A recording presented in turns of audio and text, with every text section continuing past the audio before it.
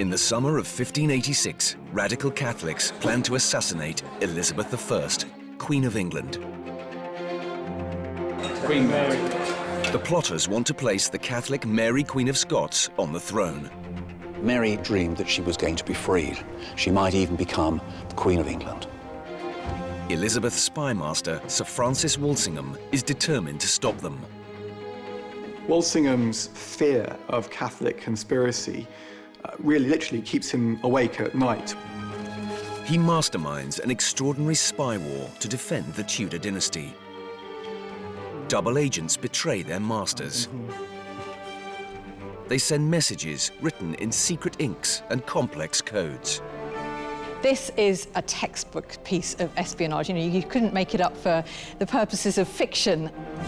To save his queen, Walsingham must first kill a queen.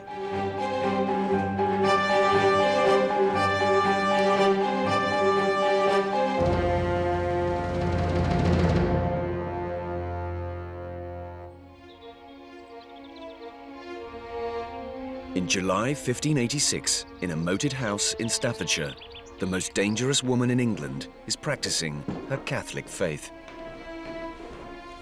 Mary, Queen of Scots, had been chased out of her own kingdom 18 years earlier by rebellious nobles. At first, Queen Elizabeth had offered her fellow monarch sanctuary. Mary, after all, was her second cousin. She was intelligent and charming. But the mood had darkened. Elizabeth now saw the Catholic Mary as a direct threat to her Protestant rule.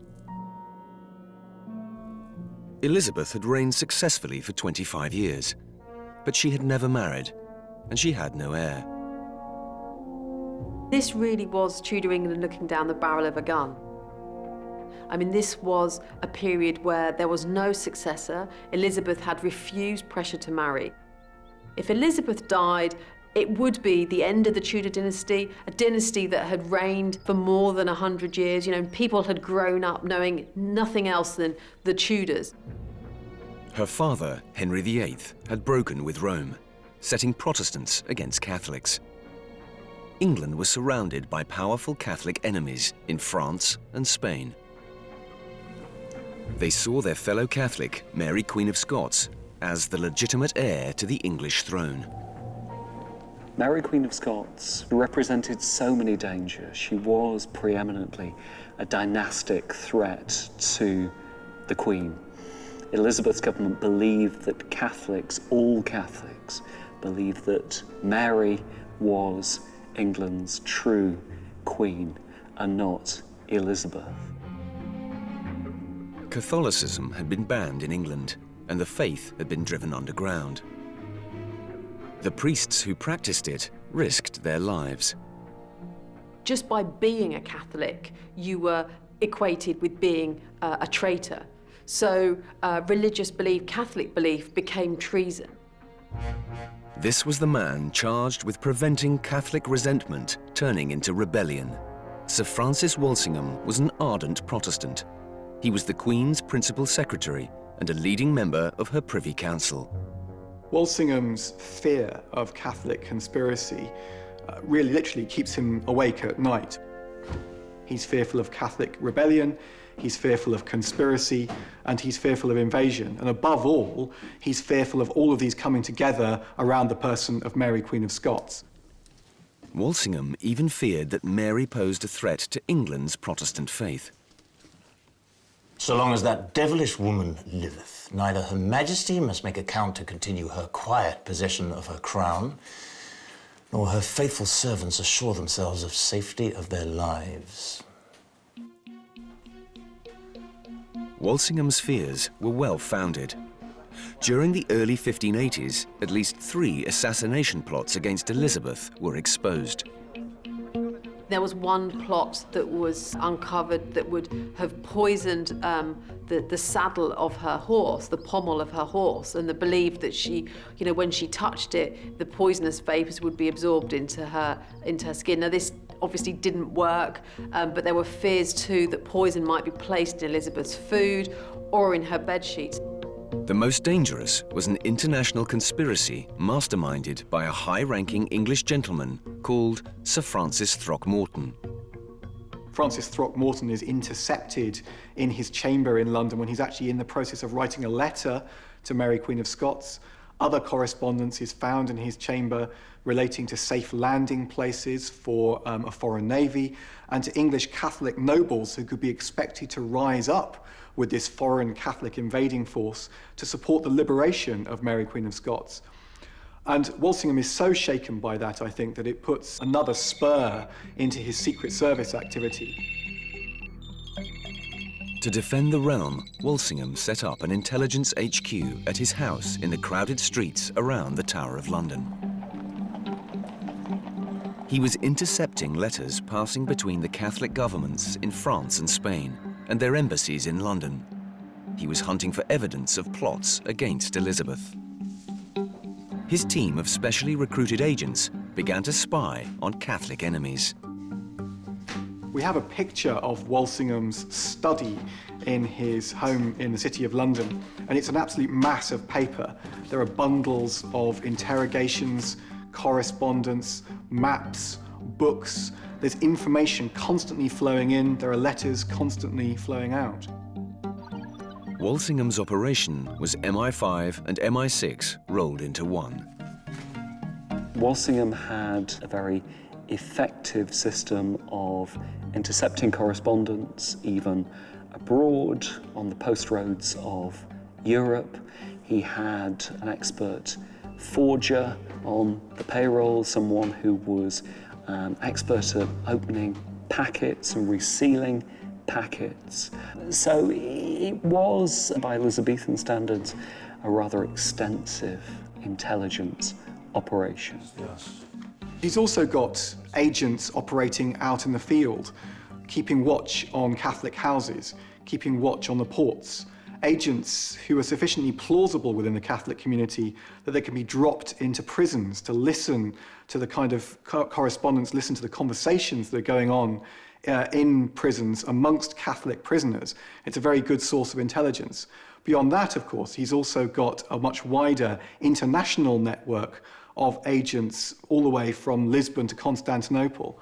And the interesting thing about a lot of these men is they're not loyal to some overarching Elizabethan secret service. They're Walsingham's own servants. They're personally loyal to him. Above all, Walsingham wanted to stop the plotting between Mary and her supporters.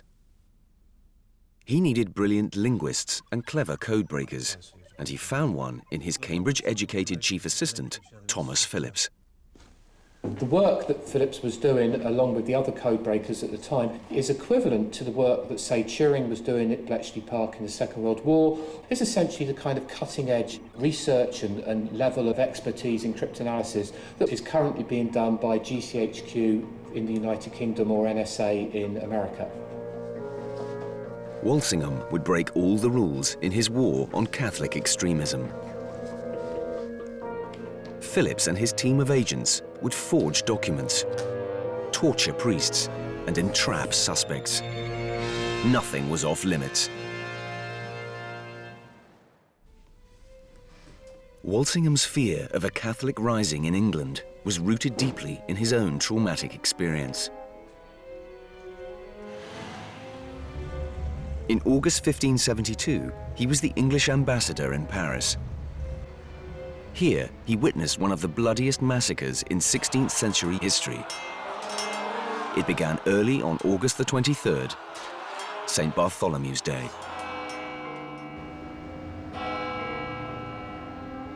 It's a bell tolling from this church, Saint-Germain-l'Auxerrois, that ignites a general uprising of the Catholics of Paris against their Protestant neighbours. The slaughter began with the murder of one man, but quickly spread to all Protestants, known as Huguenots, across the entire city. Tucked away off this busy Paris street is this statue to Gaspard de Coligny, who was the first and one of the greatest victims of the St. Bartholomew's Day massacre. Coligny was Admiral of France, and he was the leader of the Protestant Huguenot faction at court. He was a man that Walsingham knew well. Coligny's death was particularly horrible. Having been shot, he was then stabbed many times, his body was thrown out of a window, and he was mutilated. Now, Coligny was a nobleman, of course, but the same fate befell many ordinary citizens of Paris. Hundreds of dead and dying victims were hurled into the River Seine.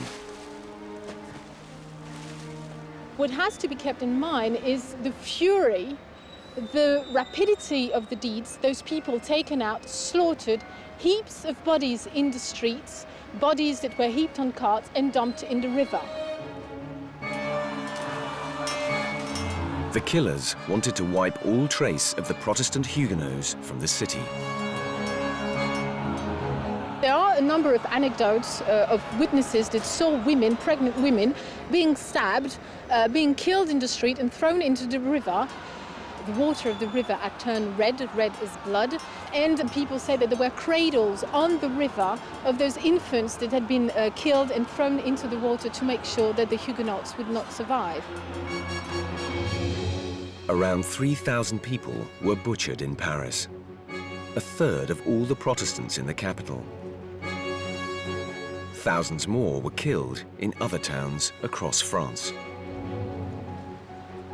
Walsingham must have been kept within the embassy so that he wasn't in the streets when the slaughter occurred. But he must have heard the screams of those people that were killed in the streets. He must have smelt the bodies being burnt by the murderers. He must have known and seen, perhaps through the windows, what was occurring around the embassy. Walsingham was traumatized by what he saw as a slaughter of the innocents. Without pity and compassion, without regard had either of age or sex, without ordinary form of justice. Nothing is meant but extremity towards those of the Protestant religion. He's tried to get his family out of the embassy, and his wife and her entourage have been beaten up at one of the Paris city gates. So Walsingham is in genuine danger, I think, during the massacre. And this really sears itself into his mind. He never forgets what he witnesses, the murder and massacre of his friends and his Protestant co-religionists.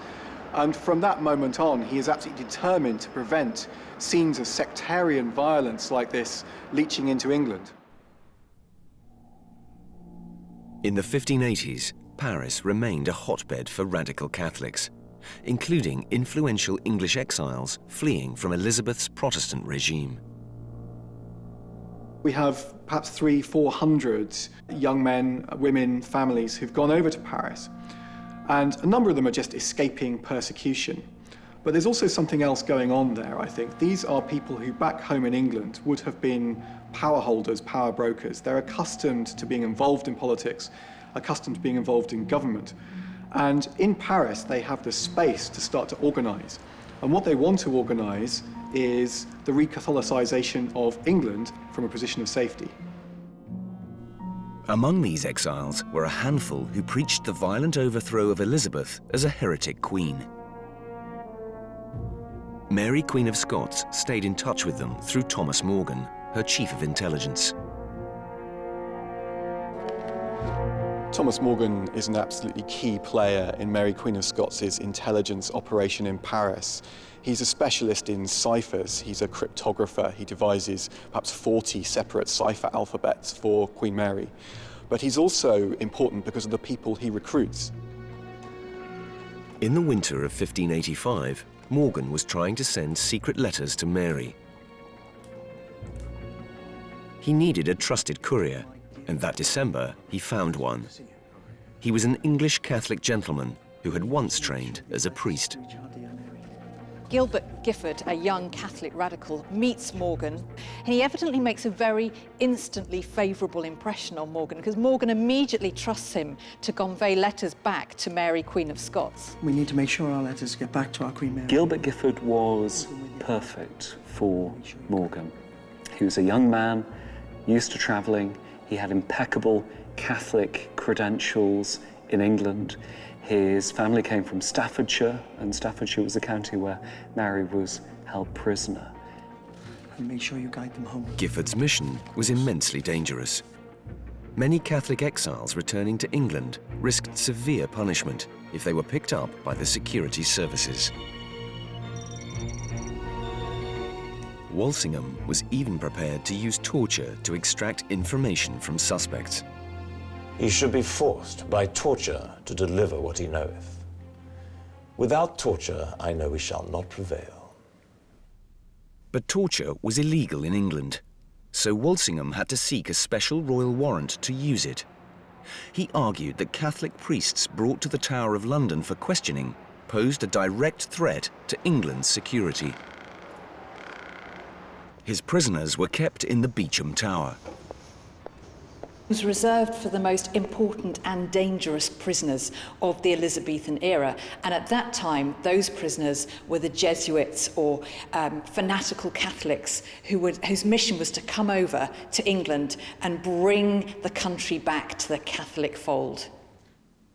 Most of the men who were brought here suffered horrific torture at the hands of Elizabeth's interrogators. That included the rack, where they'd literally be pulled apart, and then the reverse of that was called the scavenger's daughter, which was a horrible contraption which would literally compress the air and even the blood from their bodies. It was horrific torture, and it was employed justifiably because these men were accused of treachery, of being a traitor to the state.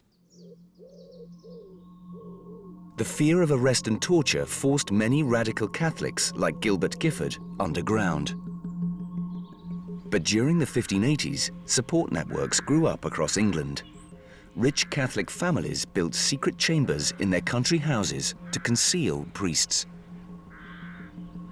John Cooper is visiting Harvington Hall, built by the Packington family, to discover some of the most remarkable hiding places in Britain. The house has 7 secret chambers, or priest holes. John has not visited Harvington before, and his challenge now is to find them. It's actually very difficult to find priest holes in a house of this period. The first priest holes that were constructed were pretty rudimentary, I think, but by the time that this house was built, the 1580s, or this part of the house, they're really becoming very sophisticated and very complicated. They needed to be, because by the 1580s, to be a Catholic priest is to lead a hunted existence.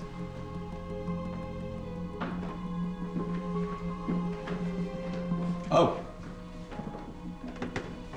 That's it. My first priest hole. In the 16th century, the entrance to the pit would have been disguised as part of the floor. And my word, it is terrifying.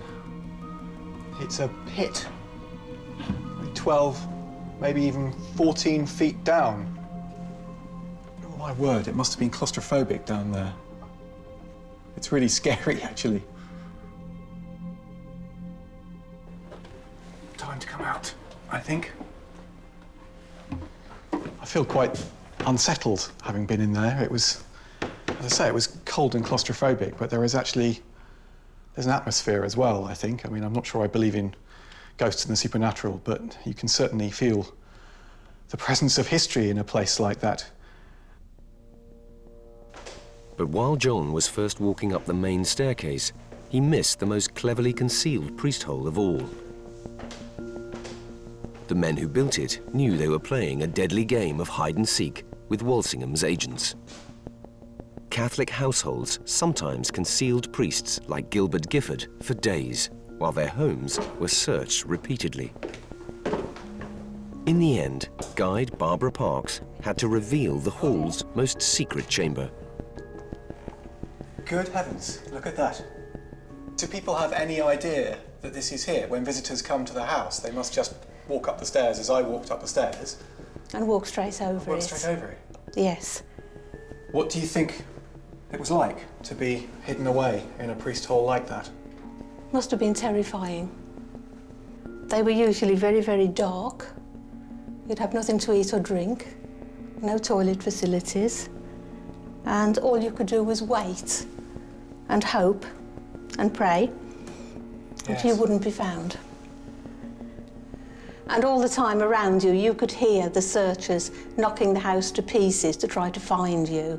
and you knew what would await you at the end of it if they did.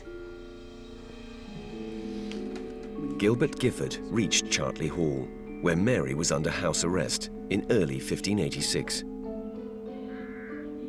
He now had to smuggle his secret correspondence past Mary's jailer, Sir Amias Paulet. He was a brute. He would come into her presence chamber and he would tear down her cloth of estate. He would pull down the regalia, that was associated with her queenship, because he said there could only be one queen in England.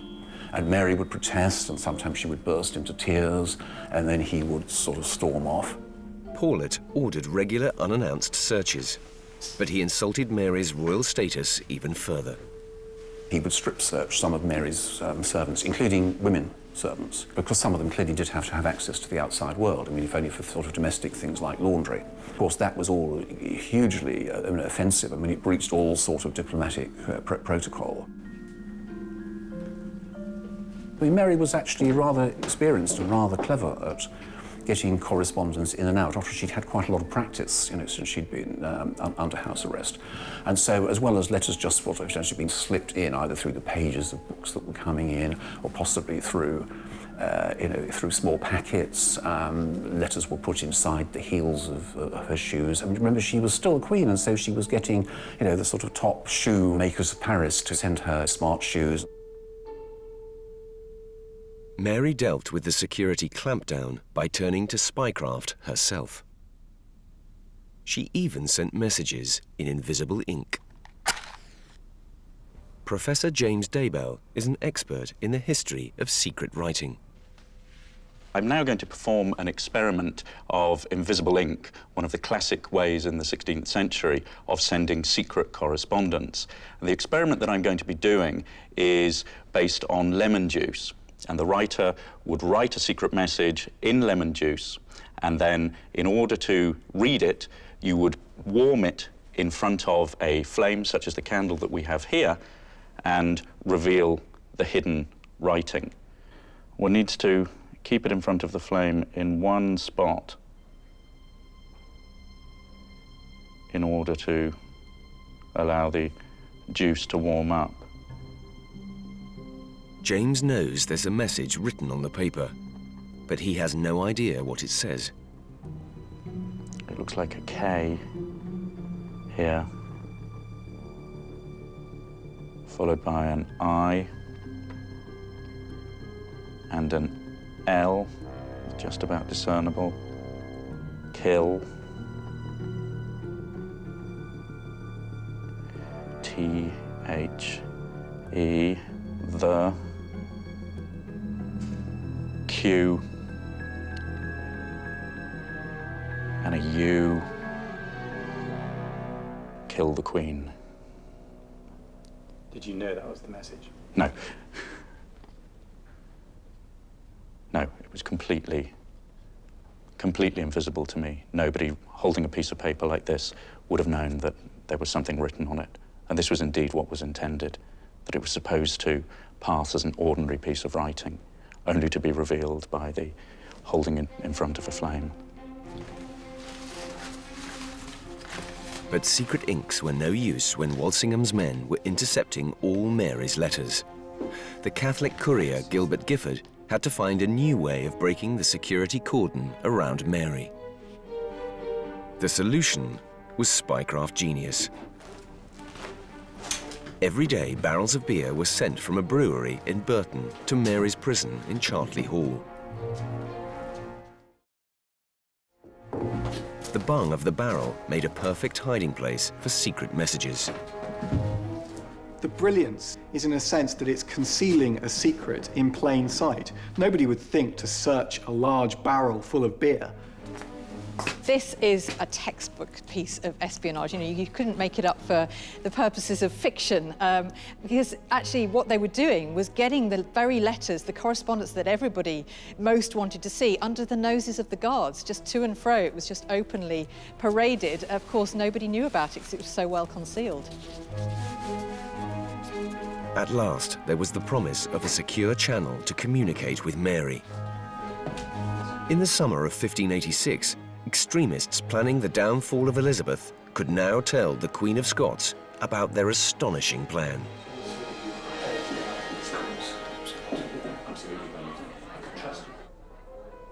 Walsingham's agents gathered intelligence about these plots against Queen Elizabeth. One of their targets was a group of rich young Catholics whose ringleader was a gentleman called Anthony Babington. Babington had met Thomas Morgan, Mary's agent, in Paris. What runs in parallel with Gilbert Gifford's efforts to get letters to and from Mary at Chartley was a group of young Catholic men began to talk about how difficult it was to be Catholic in Elizabethan England. Their worries are about persecution, their worries are about their families and their livelihood. And it would seem that over time and conversation, disgruntlement turns and shapes into a plan.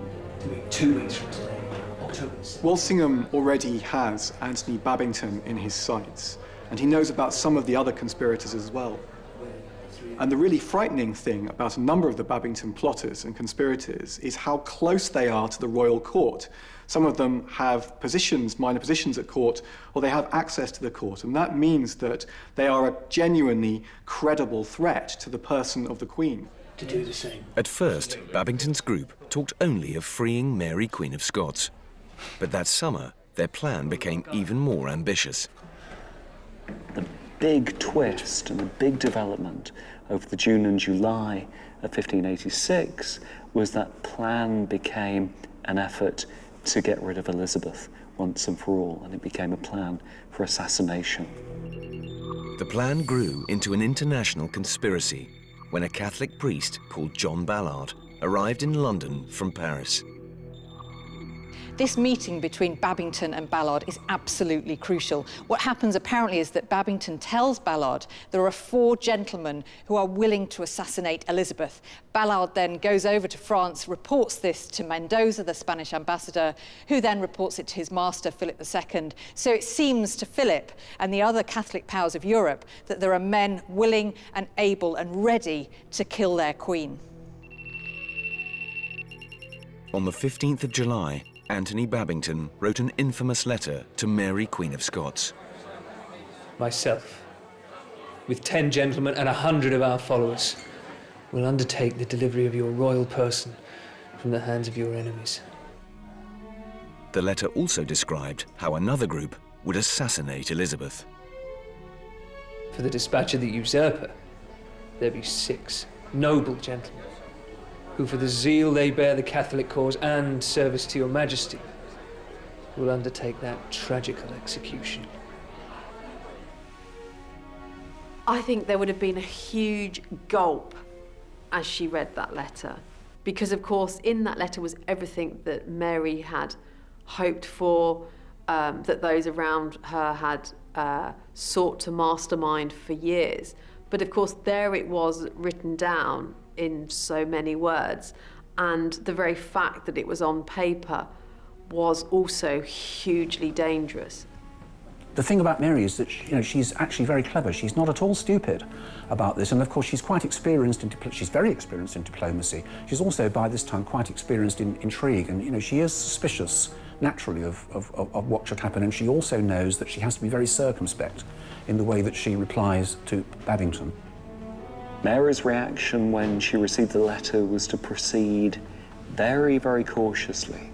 This was a point of contention. What did she do? What did she write?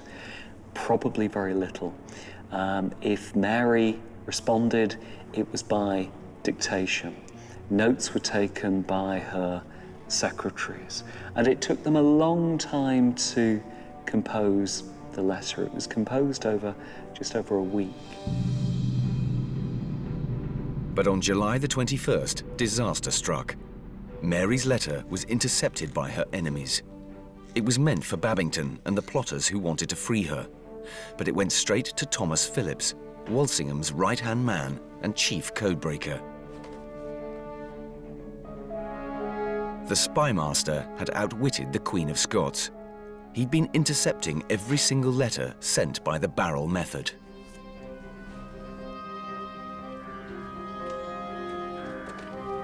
Gilbert Gifford, the courier who Mary had entrusted with her secret correspondence, was in fact a double agent. Yes. He'd been turned by Walsingham when he first arrived in England. The truth was that Gilbert Gifford was captured, was picked up at the port of Rye in December, and that from that moment, after an interview with Walsingham, perhaps with Phillips too, he was under their control, and he was their man. My family and your family. The genius of Francis Walsingham as an intelligence chief is revealed by the fact that he has been running the action of the Babington Plot since the beginning. So in effect, the Babington Plot is a sting operation. It was a brilliant coup. At last, it seemed that Elizabeth's greatest enemy, Mary, Queen of Scots, could be exposed and destroyed. But the letter they had intercepted from Mary was in code, one of the most sophisticated of its day. If you'd intercepted one of Mary's coded letters, what you would have seen on the page is just what looks like a random set of symbols. There'd have been various marks, and it would just look like someone, it would almost look like a spider had crawled across the piece of paper. Cracking Mary's codes takes us deep into the Elizabethan love of strange symbols and hidden meanings. She used substitution codes, in which unusual characters represent individual letters of the alphabet. What we're looking at the screen now is a fragment of one of the letters that would have been sent by Mary. So as you can see, it just looks like a bunch of random symbols and characters. We can't see any information about what the underlying English will be. And if you look at it, it just does seem random. But if we look at it more closely, we suddenly see that some letters are more common than others. Now, it's a pretty good guess that if the underlying language is English, then the most common letter that we see is likely to correspond to the letter E, because the letter E is the most common letter in English. And then we start pursuing other letters within English. The letters T and O are very common in English, so we try and work out what the next most common letters are and substitute those in for the underlying plain text. Suddenly starting to look a bit more English. If only it was that simple. But Mary's code writers knew how Walsingham's cryptographers worked, so they built in some clever little traps.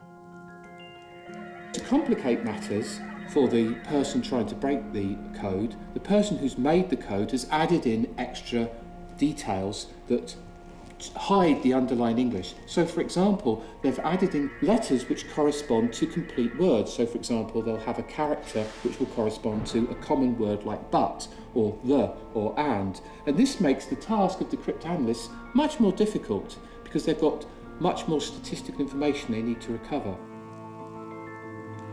As Phillips laboured over the letter, unlocking its secrets, he made an extraordinary discovery.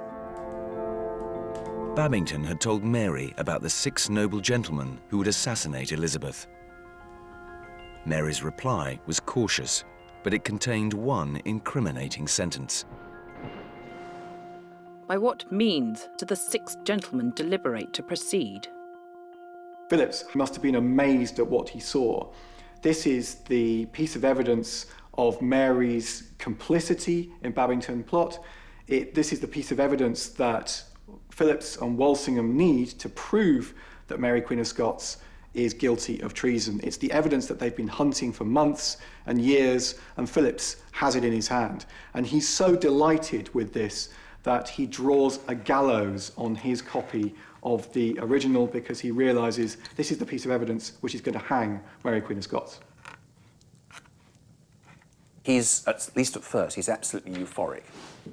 And of course, he writes this little gallows on the back, you know, which is to say, gotcha.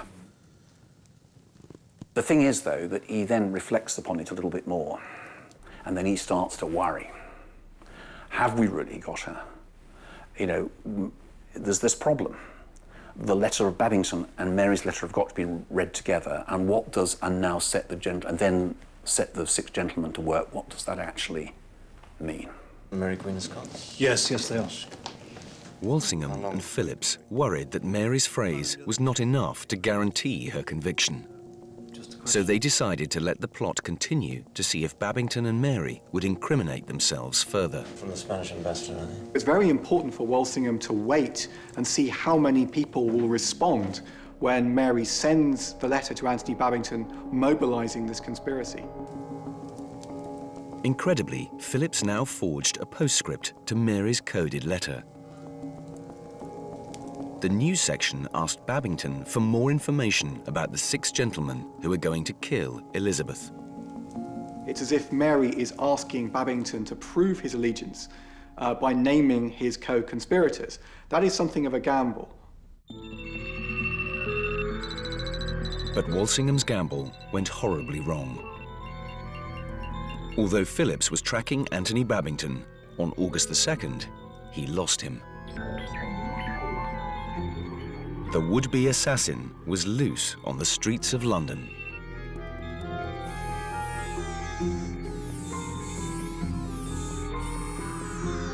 Then Walsingham got lucky. By pure chance, another of his agents spotted Babington the next day. The spymaster now had to decide whether to pull him in or to leave him free to reply to Mary's letter. it is a hard matter to resolve. Only this I conclude. It were better to lack the answer than to lack the man. Come on. But Walsingham acted too late. Richmond. I don't know. The conspirators were already fearful of discovery. Cousin Hereford. Then, by chance, one of them was arrested for an unrelated offence. Babington panicked on the 4th of August when John Ballard was picked up not as a conspirator but as a Catholic priest. Babington was profoundly worried. He panicked, he ran. The conspirators, the group of conspirators, dispersed.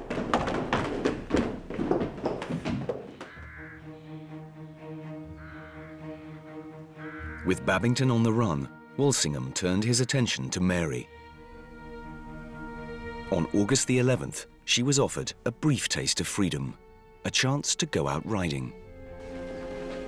Mary's been kept in. She's been kept in actually for weeks and months. The one thing she wants to do is to get outside, and they say, you can go riding. Her legs are quite good that day. She mounts her horse. It's the first time, in fact, for ages that she's been on horseback. They come out, she has her servants with her, they ride out, and then just as they're going over the brow of a small hill, in front of her she sees what she believes to be 10 Catholic gentlemen and 100 followers riding towards her. And for her, this is an apocalyptic moment, because it seems that it's all going to come true. She's going to be rescued, she's going to be freed, she may even become the Queen of England. But the riders were Walsingham's men. Mary had been lured out that summer's day so that her lodgings could be searched for evidence. Now Walsingham's trap was about to spring shut. When the leader of the posse approached, he spoke to Amias Paulet, and Paulet told Mary that she was to be taken here to Tixall through this gateway. At this, she attempted to lie her way out of the situation. She said, why would I plot against my good cousin, Elizabeth? This is not me. I know nothing about this so-called plot to kill her. Paulet wasn't having any of this, you're coming with us, this is it. You've got to do what you're told. Mary, Queen of Scots, the thorn in the side of Protestant England, had finally been snared. Now Walsingham had to persuade Elizabeth to order the execution of her fellow queen.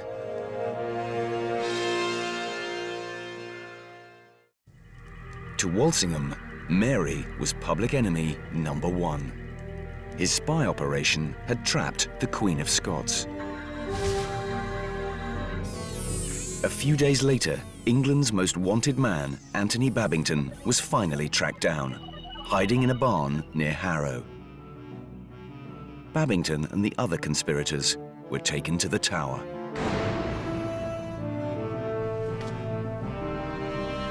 This is a piece of graffiti by one of the key conspirators in the Babington Plot, John Ballard, in 1586. After he'd been arrested, he was here in the Beauchamp Tower. And here he says, "Hope in God." He realises that the end is nigh. These were men who devoutly believed in their cause. They were not just going to crumble at the first sign of torture or threat. And so they really withheld as much as possible the interrogations of Elizabeth's ministers. But eventually they had to give way, and they suffered terribly for that.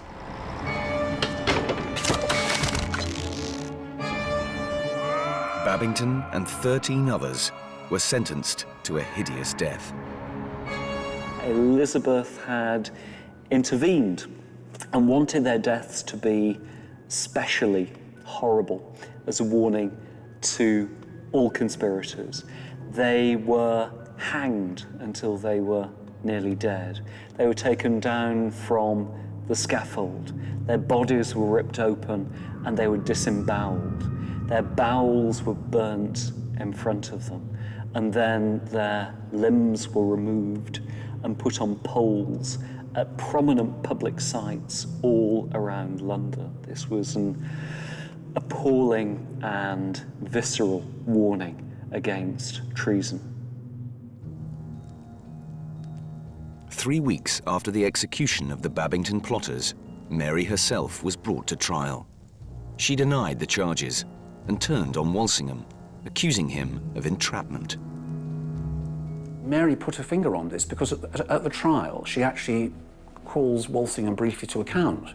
You know, she says, basically, you've used immoral methods. You've trapped me. She knew that she'd been got by some form of entrapment, but didn't know quite exactly what it was. Mary even dared to ask Walsingham whether he was an honest man. I assure you that I bear no ill will to no one. I have attempted no one's death. I protest that I am a man of conscience and a faithful servant to my mistress. Walsingham would not admit that he had actively controlled the entire plot. No mention of recruiting Gilbert Gifford. No acknowledgement that Mary's letters had been sent via the beer barrel system set up by Walsingham's men. He sidestepped all Mary's accusations by making just one bland admission. I confess that I am ever vigilant regarding all concerning the safety of my queen and country. I have closely watched all conspiracies against either. These are weasel words, really. I mean, the fact is, she'd been framed. Yes, there was a plot, but if this was a case that was going to be reheard in the US Supreme Court, she'd get off because it was entrapment. He does engage in acts of entrapment, but at the core of it, some of these conspiracies, some of this Catholic threat is real, I think, and there is this shadow of a chance that without Francis Walsingham, one of those assassins would have got through. Elizabeth might have been poisoned, she might have been shot, she might have been run through with a rapier, and then the course of English history would have been very different. There could only be one verdict in Mary's trial. On October the 25th, she was sentenced to death for conspiring to murder Elizabeth. But Elizabeth delayed signing Mary's execution warrant. She was a fellow monarch, blessed by God, however many crimes she had committed. And Elizabeth, I think, really felt that to execute Mary was, in a sense, to set a pretty awful precedent. Elizabeth finally signed the warrant in February 1587, but even then she wouldn't release it. Elizabeth signed Mary's death warrant pretty reluctantly, and she appears, or at least she said, that she countermanded her action fairly quickly. But the warrant was whisked away on the orders of the Privy Council. It was carried to Fotheringay, it was taken to Sir Amias Paulet, Mary's keeper, and Mary was executed within practically hours. Elizabeth was furious. She says that she hadn't sanctioned this. She threatens to throw all of her councillors in the Tower. In the days after the execution, Elizabeth, neither eats nor sleeps. I mean, she's completely tormented by what's happened. She actually feels like it's undermined her position, by virtue of the fact that she says that she was, that the councillors had acted without her direct say-so. Walsingham escaped the Queen's rage. He'd been absent from court, suffering from a serious illness. The terrible pressure, the stress of dealing with all of these Catholic conspiracies increasingly begins to break him. His eyesight starts to fail. This is the point at which his handwriting becomes very, very difficult to read. He starts suffering from mysterious pains that leave him bedridden, sometimes for weeks, sometimes even for months at a time. And yet he's forced to carry on working. The Queen won't let him go. Over the next few months, Elizabeth would rely even more heavily on Walsingham's spy operation. The consequences of executing the Queen of Scots were serious. From Elizabeth's point of view, in executing Mary, what had happened was that she had been a party to the killing of a divine right queen. These were rulers who they believed had been put there by God, and they were accountable only to God. If you become a party to killing a fellow ruler, you have in effect devalued monarchy. And indeed in England, it did largely make it accountable to Parliament after that time. And you couldn't have cut off Charles I's head in 1649 with quite such ease if you hadn't first of all cut off Mary Stuart's head. Walsingham had hoped that Mary's death would remove the Catholic threat. Instead, her execution enraged the Catholic world.